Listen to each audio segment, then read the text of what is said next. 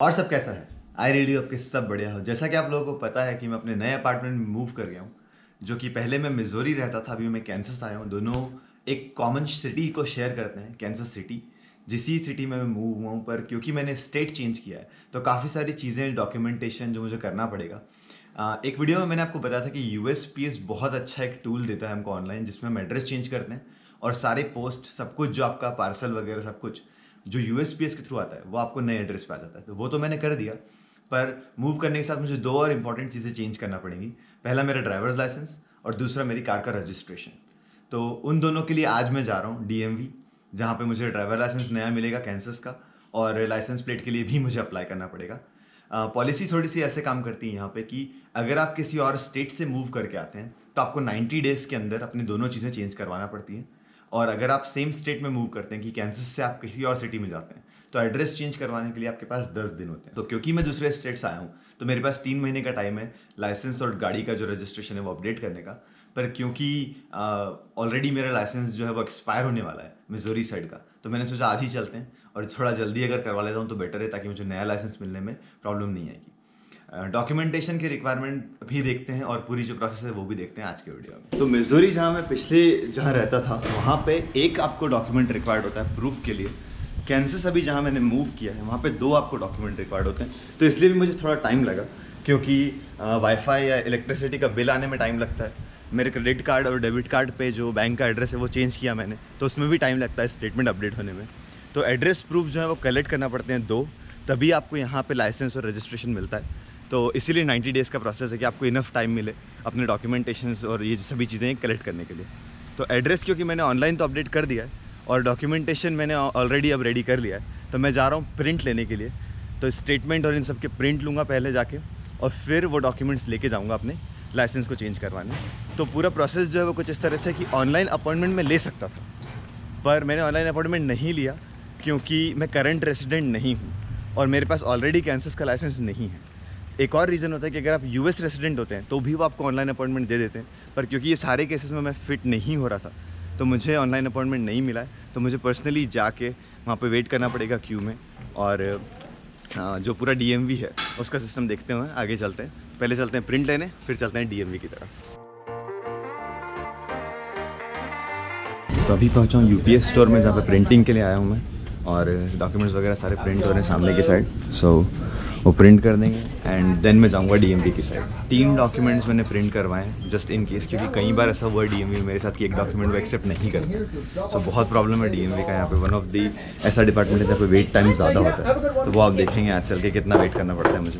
पर या printing is done. How much?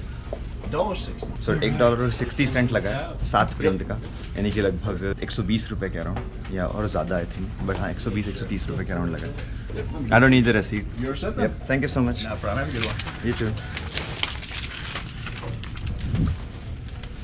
So documents done, अब चलते हैं डीएमवी की ओर।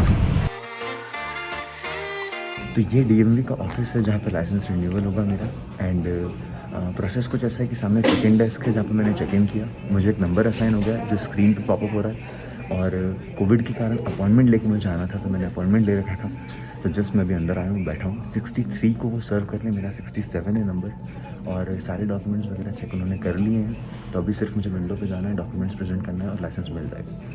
यूएस में लाइसेंस आप लेने के लिए 2 एग्ज़ाम आपको देना पड़ती है। एक है लर्नर्स लाइसेंस के लिए एग्ज़ाम जो आपको हमेशा पास करना पड़ेगी, और एक है ड्राइविंग एग्ज़ाम।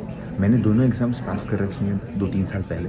पर अगर आपको लाइसेंस लेना है तो लर्नर एग्ज़ाम के लिए आपको एक बुक पढ़ना पड़ेगी किसी भी स्टेट में अगर आप हैं। हर स्टेट की एक बुक है जिसको आप पढ़ेंगे, एग्ज़ाम देंगे, तो आपको लर्नर परमिट मिलेगा जो 6 महीने के लिए वैलिड है। और उसके बाद उस 6 महीने की ड्यूरेशन में आप कभी भी जाके अपने ड्राइविंग एग्ज़ाम दे सकते हैं, जो एक ऑफिसर के साथ होती है। तो ये बेसिक एक प्रोसीजर है। आप थोड़ा डीएमवी देखें आसपास थोड़ा कैसा है, और अभी मैं जाऊंगा आगे तो फिर लाइसेंस मेरा प्रोसेस होगा। तो लाइसेंस मुझे मिल गया है, अभी टेम्प्रेरी कॉपी ली है। इसका कॉस्ट $26 है। तो $26 में ये लाइसेंस मिला, मतलब कि 2000 रुपये। और क्योंकि मेरा पुराना लाइसेंस ऑलरेडी यूएस का है तो इसलिए मेरा कोई एग्ज़ाम या वो नहीं हुआ। पुराने लाइसेंस को उन्होंने कट कर दिया है क्योंकि वो प्रोसेस का पार्ट है कि आपको कट करना पड़ता है लाइसेंस। 2 वीक के अंदर मेल करेंगे वो मुझे मेरा एक्चुअल लाइसेंस जो आएगा फाइनली वो। अब एक काम और बाकी है मेरा कि गाड़ी का मुझे रजिस्ट्रेशन जो है वो करवाना है कैंसस से, तो वो और मैं करवाऊँगा किसी दिन आके। उसके भी $26 और लगेंगे, यानी कि 2000 रुपये। तो गाड़ी रजिस्ट्रेशन और लाइसेंस। स्टूडेंट जो आने वाले हैं या अभी कभी अगर कोई यूएस आना चाहता है तो उनके लिए मेरी एक ही एडवाइस है कि लाइसेंस का जो ड्यूरेशन होता है आपका, वो आपके वीज़ा या I-20 से चलता है। तो मोस्ट ऑफ द टाइम अगर आप आए हैं यहाँ पे तो आप पहले ही आपका लाइसेंस ले लें। जैसे मैंने नहीं लिया था इनिशियली, तो मैंने फर्स्ट 2 सालों में अपना लाइसेंस नहीं लिया। तो OPT क्योंकि 1 साल के लिए वैलिड होता है और स्टेम OPT 2 साल के लिए वैलिड होता है, तो मुझे हर बार मेरा लाइसेंस रिन्यू करवाना पड़ा। क्योंकि जब मैं स्टूडेंट था, अगर तब मैं लाइसेंस लेता तो 5 साल के लिए मुझे मिलता, पर क्योंकि मैंने नहीं लिया तो OPT में मुझे 1 साल के लिए लाइसेंस मिला, फिर एक्सटेंशन के लिए मुझे 2 साल के लिए लाइसेंस मिला। अब जो वीज़ा है उस पर मुझे फिर से लाइसेंस मिलेगा। तो ड्यूरेशन जो है वो वीज़ा से चलता है। तो एडवाइस आपके लिए हमेशा यही रहेगी कि अगर आप आना चाह रहे हैं या अगर आए हैं यूएस और लाइसेंस ले रहे हैं तो रूल्स एंड रेगुलेशन पढ़ें, और वीज़ा जब तक आपका मैक्सिमम है तभी आप लाइसेंस को ले लें, वो आपको बहुत हेल्प करेगा आगे। तो ऐसा ओवरऑल प्रोसेस रहा। लाइसेंस रिन्यूअल हो चुका है मेरा, एंड नेक्स्ट टाइम मैं गाड़ी रिन्यूअल के लिए आऊँगा जैसा मैंने बताया। पर आई होप आपको वीडियो पसंद आया, पूरी प्रोसेस समझ में आई हो। अगर कोई क्वेश्चन है तो डेफिनेटली कमेंट सेक्शन में लिखें। मिलते हैं अगले सैटरडे 8 बजे। Thank you so much for watching.